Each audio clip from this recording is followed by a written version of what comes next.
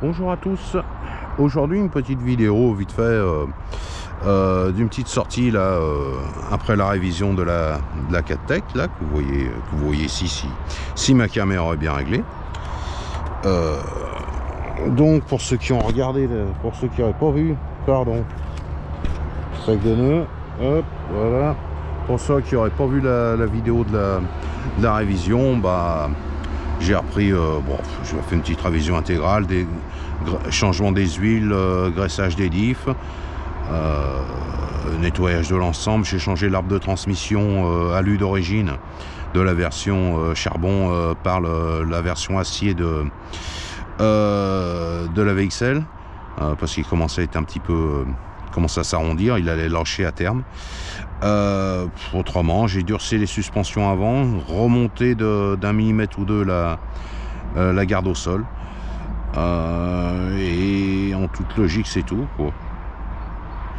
Donc là je vais faire un petit essai, un petit essai, voir ce que ça donne. Alors tout d'abord on va se remettre sur je sais même plus comment ça marche, ça fait des mois que j'ai pas roulé.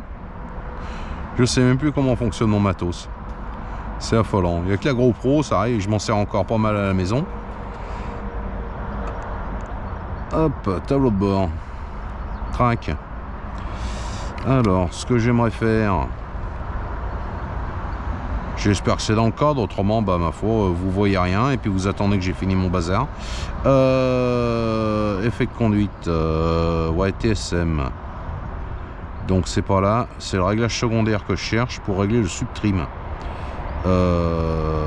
Parce que donc configuration du canal. Donc on se met sur direction et réglage secondaire. Ça c'est le subtrim. Donc je vais la poser sur la ligne droite. D'abord je vais remettre le trim à 0.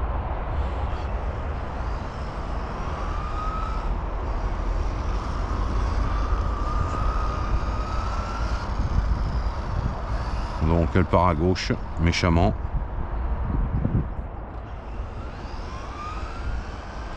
Elle part toujours à gauche. Je vais faire un tour.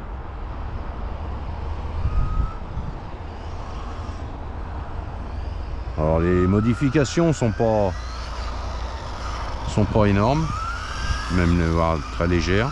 Donc à voir ce que ça donne.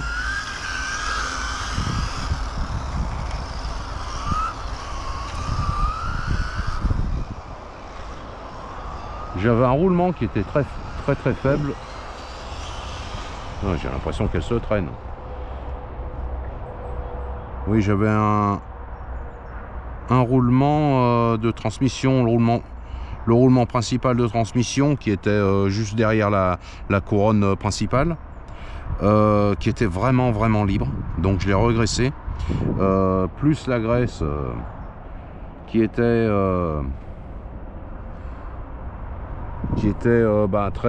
c'est graissé très légèrement d'origine chez Traxxas, au niveau des couples coniques de diff. Donc tout ça fait que j'ai l'impression que ça roule moins facilement.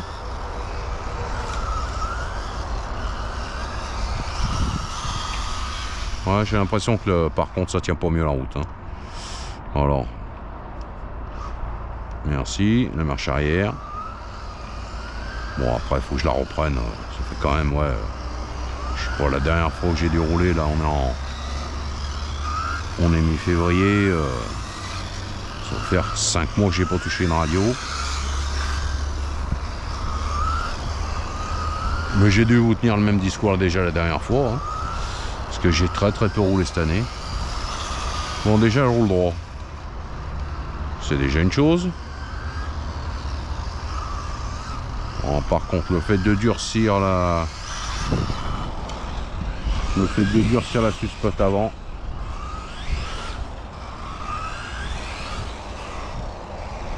c'est pas une super réussite.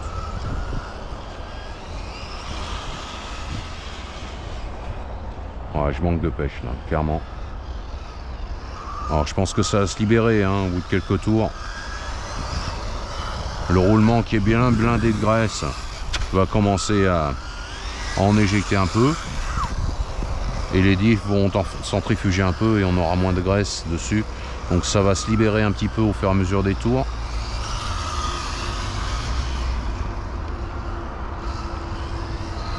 Après les pneus, faut qu'ils se fassent.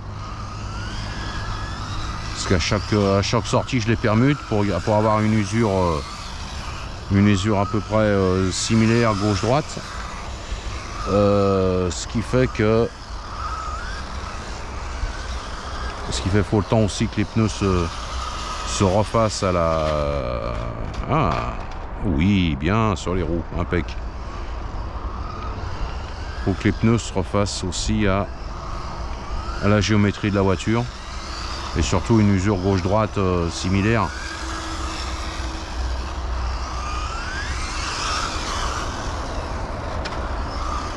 Bon là, je vais pas vous faire là les runs. Là, j'ai embarqué une 4003S Traxxas,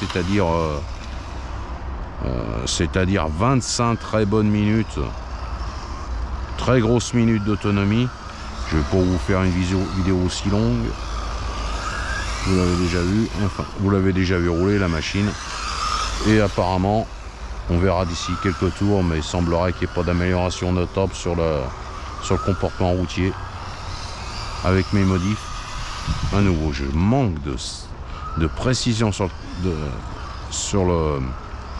en point milieu, c'est infernal. J'espère que ça vient des pneus.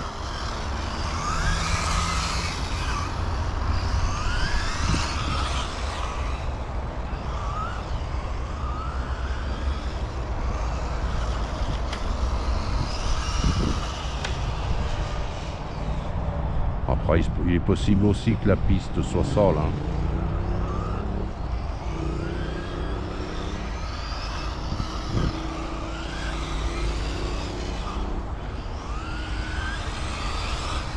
J'ai déjà entendu 2-3 petits graviers taper sous le châssis. Vous entendez peut-être pas vous avec cause des bruits ambiants. Oh là là, c'est dur. Hein. C'est franchement pas mieux. Donc c'était vraiment la dernière modif que je pouvais faire, c'était durcir les suspects à l'avant. Donc clairement, on n'est toujours pas sur...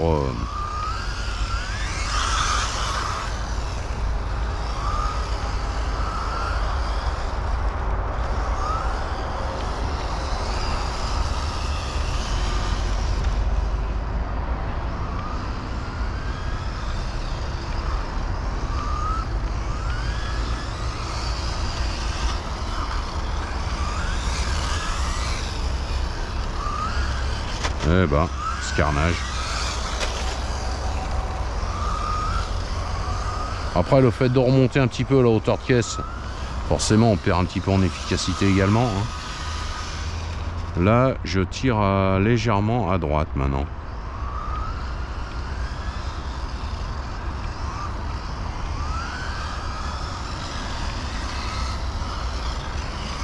Donc, je pense que les pneus commencent à se faire. Oh là là. Le pilote non, hein, il commence pas à se faire.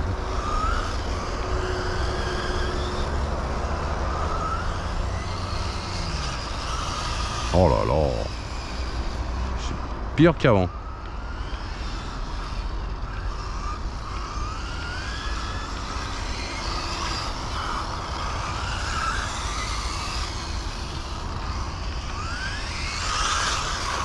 En fait, je braque moins qu'avant, j'ai l'impression. Et c'est pas pour ça.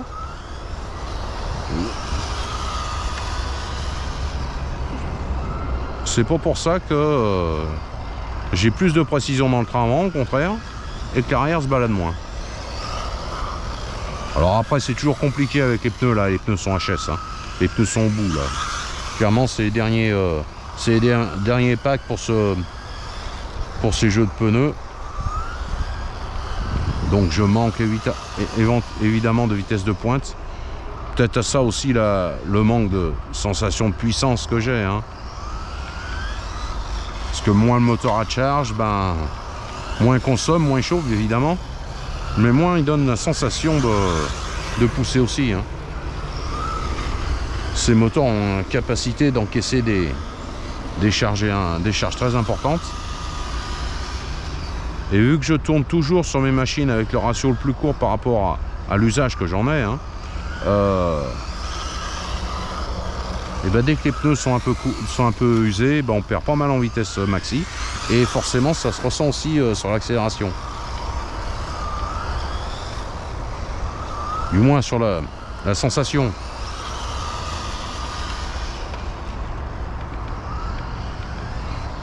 Oh, je pourrais pas me faire une vraie idée tout de suite. Faut qu'elle se fasse en fait. C'est sûr que sur un MT, on n'est pas embêté. Hein. On sort en révision, on le pose par terre et ça roule comme d'habitude. Mais bon, un MT, voilà, il est plus sujet à prendre des coups. Il est révisé plus souvent aussi. Entre la terre, la poussière. Celle-là, c'est la première révision que je fais. Elle a au moins 200 packs, cette machine. Ah oui, j'ai rajouté aussi les roulements sur le sauve-cerveau. D'origine, bah, sur toutes les versions, sur tous les brochets, sur toutes les versions charbon Traxxas, ils montent le sauve-cerveau avec des bagues en nylon. Et à la longue, bah, ça s'use. Donc j'avais du jeu dans le train avant, dans la direction. Donc je suis passé en roulement, donc j'ai plus de jeu. Ouais, c'est pas pour ça qu'elle est plus précise ni plus stable. Hein.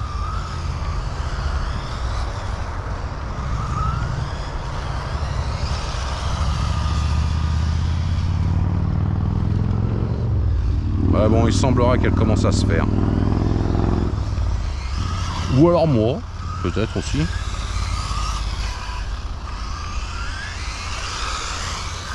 Il semble que l'arrière commence à moins se balader.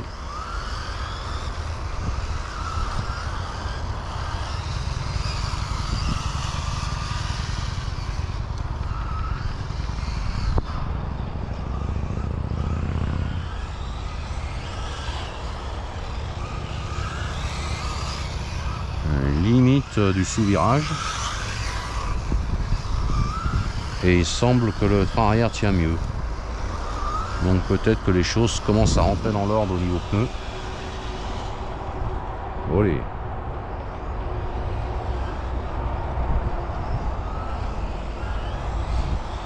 J'espère que vous n'avez pas le soleil qui vient taper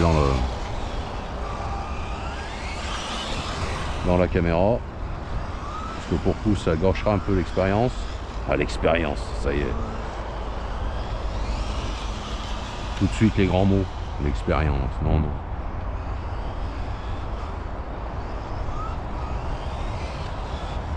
Ouh.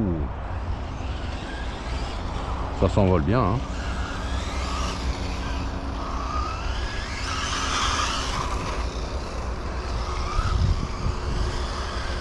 Allez.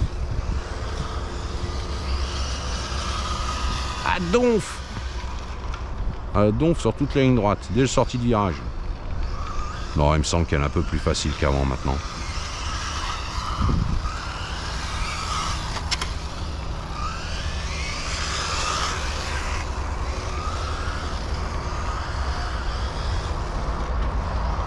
Il me semble que je la perds moins facilement qu'auparavant. Après, c'est sûr que les pneus mousse, voilà, ça s'use très vite, donc ça s'use très vite aussi de travers. Ça se ferait, oula, ça se fait au train roulant. Ah, quand même, j'arrive. Si je fais un peu trop le guignol.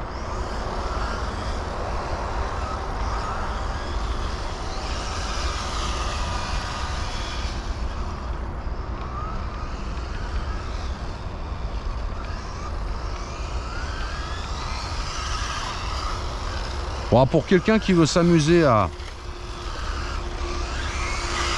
Alors, je vais pas dire à faible coût, parce que ça coûte quand même une blinde ce genre de bécane. Mais c'est largement comme beaucoup de modèles Traxxas, c'est très vite amorti l'investissement de base. Si on part sur une VXL, parce que je pense qu'il y a trop de modifs à faire sur la charbon pour arriver à la faire rouler correctement. Si on part sur un châssis en VXL, de cette bécane.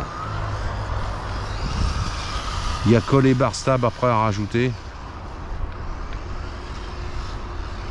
Et le système de réglage pour l'anti-cabrage avant-arrière, pour régler les angles des triangles en fait, c'est-à-dire pincement et anti-cabrage. Il faut ça, les biellettes anti-roulis, les barres anti-roulis, pardon, et les biellettes à pas inversées sur la version charbon. Après sur la VXL en fait il y aura que les biellettes à pas inversées. Alors c'est vrai que si on regarde pour même pas 30 € de biellettes, parce que ça vaut le coup d'investir dans une VXL qui aura un combo suffisant hein, sur ce genre de machine, mais pas le meilleur des combos non plus. On peut trouver franchement pour un prix raisonnable des combos qui marchent très bien sur ce genre de machine. C'est quand même très léger. Ça c'est un 3652 en OB-Wing en max 10, c'est-à-dire le petit, le 60 ampères. Il emmène très facilement la voiture, il chauffe pas même l'été. C'est-à-dire que l'été j'arrive à tirer mon pack de 25-30 minutes, même par 30 degrés en plein soleil. En fin de pack j'ai pas de chauffe, voilà, j'arrive à 70-75. Voilà. Donc il n'y a pas vraiment, avec un petit pont combo comme ça qui vaut maintenant, c'est vrai qu'il a augmenté, qui vaut maintenant 110 €. Allez, sors de là. Non, bon bah tant pis, petite promenade. La température, je sais pas si vous voyez, 56 degrés le moteur, voltage 11.3, c'est-à-dire, vous allez me dire 3.8 à peu près 3.8 par cellule en 3S, 3 x 3.9, 3 x 8 24, 11.4, 11.3, ouais c'est ça à peu près 3.8. C'est-à-dire que je suis en tension de storage, je vais pas regarder le temps, éventuellement je regarderai sur la vidéo. Alors elle est où la petite voiture?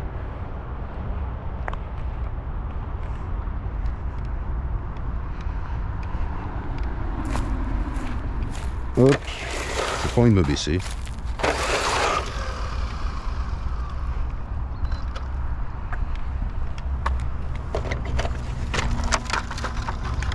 Bon, il n'y a pas grand chose qui... Un peu d'herbe, c'est pas grave. Hop.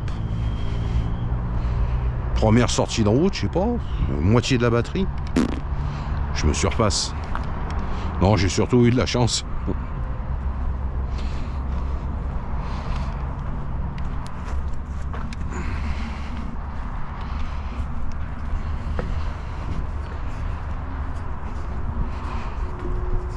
Donc, nous y revoilà.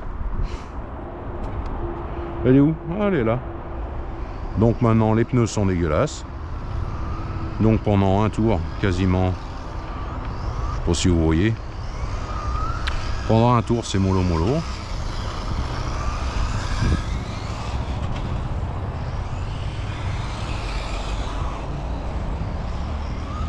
je sais pas ce que je racontais. Des banalités sans doute.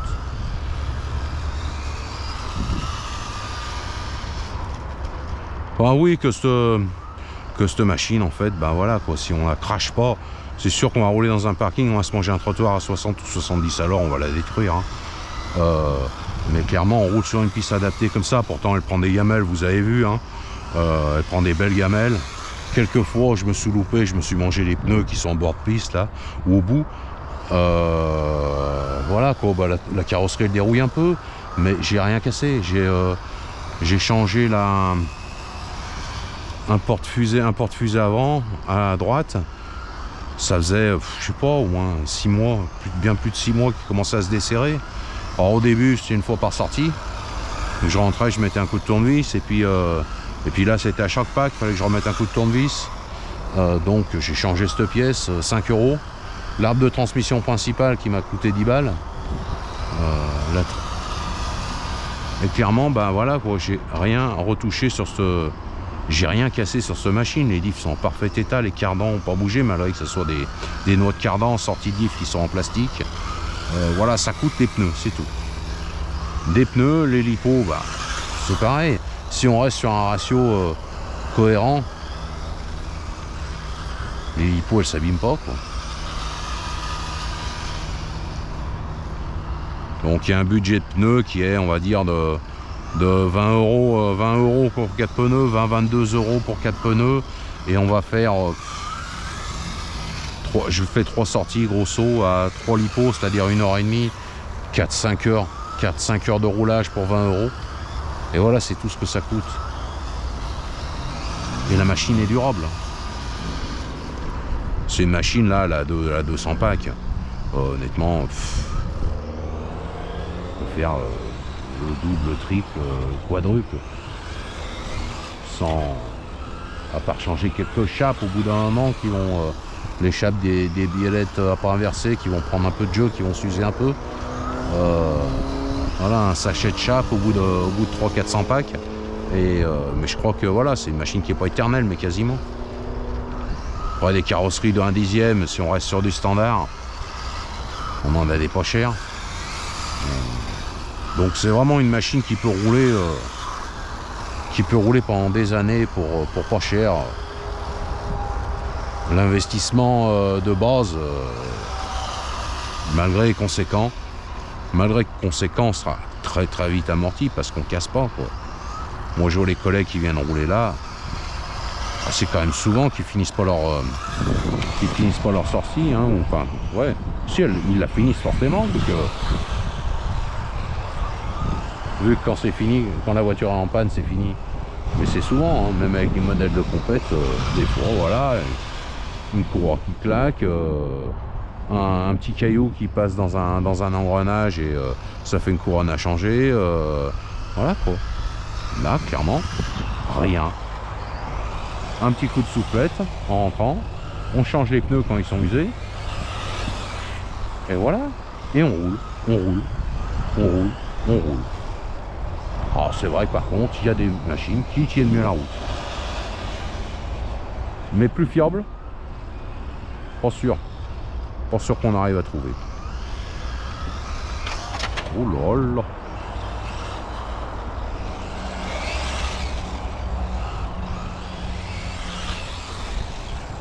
C'est vrai que j'aimerais bien à l'occasion me payer un nouveau châssis. Un châssis peut-être un peu plus efficace, précis, plus équilibré, enfin voilà, un meilleur châssis. Mais je sais pertinemment que j'aurai pas la fiabilité qu'à celle-là. Mais bon, voilà, hein, je prends mon châssis, je l'amène ici, je grille un pack ou deux, et puis j'ai la 4Tech dans le coffre, et puis voilà, si j'ai un pépin, je finis ma sortie avec la 4Tech. Qui elle, ben, finira, sans problème, qui finira de me bouffer mes batteries. Je déteste décharger les batteries. Par contre, la carrosserie d'origine glisse très très bien sur le toit. C'est peut-être ce qui préserve le châssis aussi, hein. On a une bonne protection des trains roulants.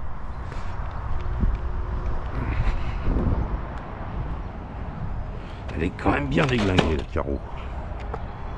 Mais bon, elle fait son boulot de protection. Elle était très belle au départ. C'est plus le cas. Mais elle fait son boulot. Honnêtement, des RC qui restent très très belles, mis à part une machine de drift. Ou un crawler. Un Scal, pardon. Parce qu'un crawler, on lui fait souvent des misères aussi.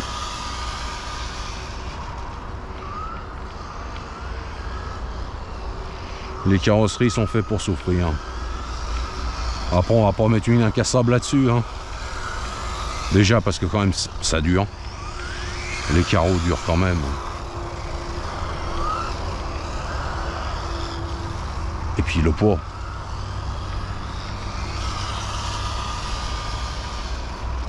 Ces carreaux incassables, c'est fabuleux, hein. C'est une révolution, certes, mais sur une machine où on demande des comportements routiers, c'est quand même mieux d'éviter de mettre du poids en haut. Surtout quand la machine est mal née et que le comportement routier est pas au rendez-vous dès le départ.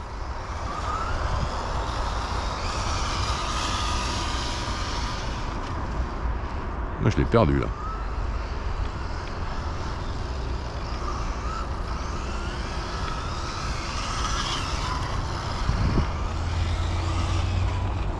On verra ça avec des pneus neufs. Mais déjà là, le fait de rehausser la garde au sol, à la fin j'arrivais pas à user les pneus en fait. Jusqu'au bout. Olé. Parce que les petites irrégularités de la piste là, parce qu'elle est pas super nickel, hein. C'est une petite piste de loisirs, un petit club sans trop de moyens ni d'ambition d'ailleurs.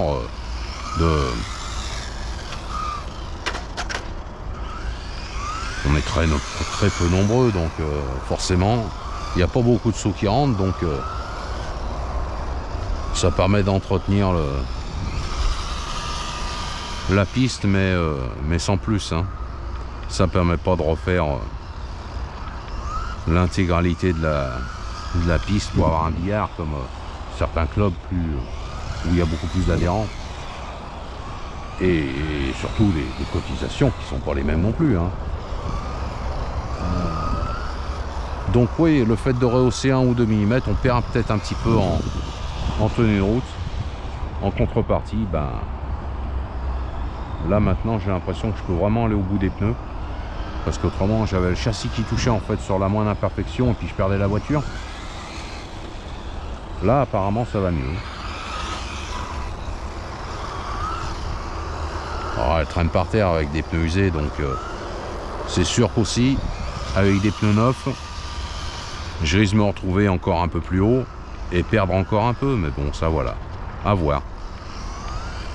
Mais dans l'ensemble, même avec la hauteur de caisse relevée et par des pneus neufs, en général ça roule mieux quand même qu'avec les pneus qui sont au bout.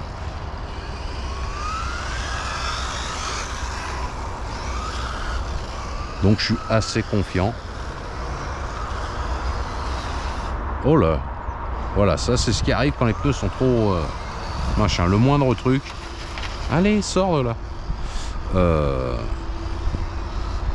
Le moindre truc, bah voilà, fait une perte de contrôle. Voilà, donc là, on voit vraiment que les pneus sont... Il faut rien maintenant. Mais bon, on arrive encore à la rouler.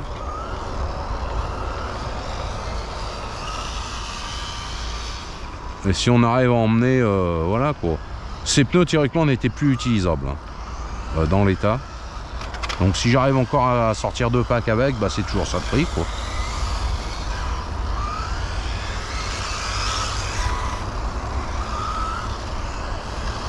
Là j'aurais fait un pack, je pense que là j'ai emmené, j'ai 2 autres packs, c'est-à-dire encore 1 heure de roulage après celui-là quasiment. Parce que j'ai 2 5000 derrière.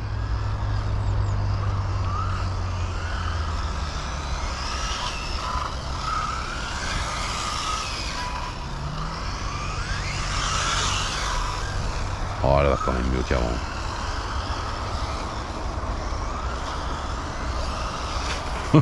Je me suis pris comme un bourrin. 10 volts switch pour loin de la coupure, 55 degrés, vous voyez. Alors, ici, aujourd'hui il fait 18-19 là. Il fait super bon. C'est très agréable. Ce qui m'a décidé d'ailleurs à abandonner mes autres activités pour venir rouler. Ça faisait un moment que ça me démangeait. Et là, c'était l'occasion rêvée, parce qu'avec un beau temps comme ça, je suis en pull. C'est parfait. Oh, on est un peu trop là.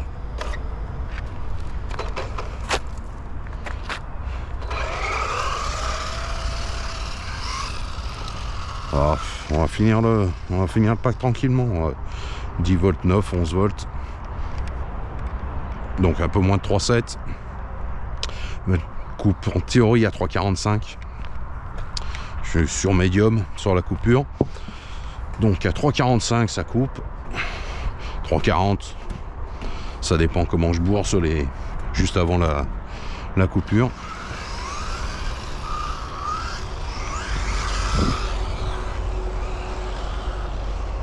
j'ai mes supports de carreaux à changer à l'arrière. À force de glisser sur le toit, je les ai râpés. Et j'ai pas fait gaffe quand j'ai passé ma commande, j'ai pas pensé du tout. Et là carrément, j'ai un fil de fer à l'arrière parce que c'est pareil, à chaque gamelle à l'arrière je paume les clips. Donc c'est un bout de fil de fer qui tient la carreau derrière, qui passe par les plots de carrosserie. Mais ils sont tellement usés que ouais, j'arrive sur le trou supérieur et mon fil de fer passe à travers. Olé, une jolie figure.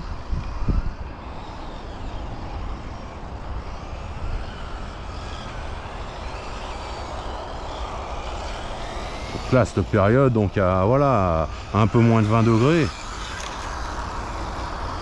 Le gars qui fatigue pas, qui a un peu d'endurance, il peut enquiller 3-4 packs d'affilée, la machine ne chauffera pas. Et sur l'été, bah voilà, quand on tire un pack de 25-30 minutes, on laisse reposer 10 minutes et on est reparti quoi. Puis alors quand il y a du monde, on fait des petites c'est plus dur sur la concentration, donc on fait des petites sessions d'une dizaine de minutes, 10 minutes de repos. Alors même s'il fait très chaud là, clairement on n'a pas besoin de... Ah ça y est, je suis en coupure, très tôt d'ailleurs.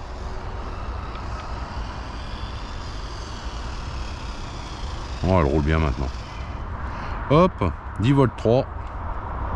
On verra au testeur, mais...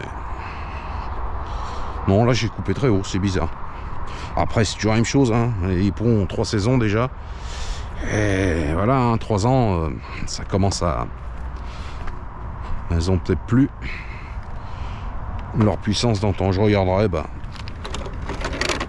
ce que ça donne en durée drone. Bon, on a malgré la surconsommation qu'on a eu au départ. Hop, attention. Hop. Poser la radio. La surconsommation qu'on a eu au départ à cause des excédents de graisse. On est à plus de 20 minutes là avec 4 ampères Traxxas. Oh non, cette batterie, non, la batterie, c'est un collègue qui me l'a filé. Non, elle est bien plus... Ouais, le moteur est vraiment froid quoi, hein. 56 degrés. Ah oui. Hop. Oh, c'est une lipo qui a 4-5 ans. C'est un collègue qui me l'a filé il y a 2 ans et ça faisait un moment déjà qu'il l'avait. Et elle a des packs celle-là. Elle a tourné. Hein. Hop, et ben voilà. J'espère que cette petite vidéo vous aura plu.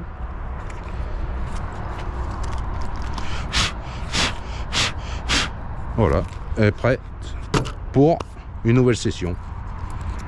Allez, à bientôt pour de nouvelles aventures. Bye bye.